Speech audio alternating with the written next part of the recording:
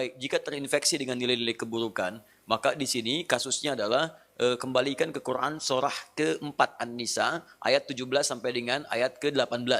Itu yang dikenal dengan taubat namanya. Ya, innamat taubatu 'alallahi lilladzina ya'maluna su'a bijahalatin tsumma yatubuna min qarib. Ya, sungguh taubat itu berlaku kata Allah bagi orang-orang yang terinfeksi dengan penyakit buruk. Su itu, nih, lihat ayatnya. Innamat taubatu 'alallahi lilladzina ya'maluna su'an. Taubat itu dilakukan orang yang terinfeksi dengan keburukan. Su itu pekerjaan nafsu. Nafsu. Dari mana taunya? Quran surah 12 ayat 53. Inna nafsa la'ammaratun bisu. Su sumbernya nafsu. Kalau ada orang kemudian digerakkan nafsu berbuat buruk kemudian sampai terinfeksi dirinya, maka caranya dengan taubat. Apa itu taubat? Taubat itu artinya kembali kepada nilai-nilai kebaikan dengan cara meninggalkan perilaku buruk yang dikerjakan. Misal, fujur tadi bisa terespon dengan perilaku maksiat. Maksiat lewat mata nonton tayangan-tayangan yang tidak baik.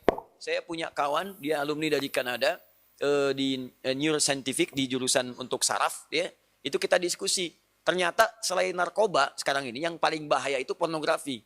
Pornografi itu begitu seseorang kemudian menggunakan fungsi pandangannya untuk melihat tayangan seperti itu langsung merusak ke fungsi otaknya. Dia masuk tuh. Menginfeksi, kadang-kadang candunya lebih besar daripada narkoba.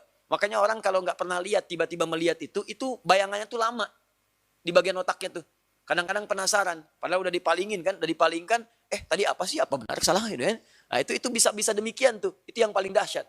Nah kalau kemudian Anda ingin menghilangkan itu, dan perilakunya diburuk nantinya.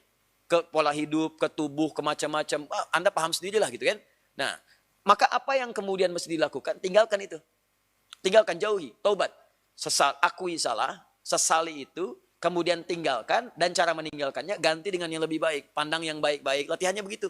Lihat yang baik-baik ya. Awas, kalau orang terbiasa melihat yang halal, maka yang haram akan alergi. Sama dengan pasangan kehidupan di keluarga. Kalau sering melihat yang halal, pada yang haram itu nggak akan ada ketertarikan berlebihan, nggak ada. Ya, tapi kalau sering melihat yang haram, istri orang itu kan bukan mahram antum. Kalau ngelihat istri orang keseringan, ngelihat istri sendiri jadi nggak enak.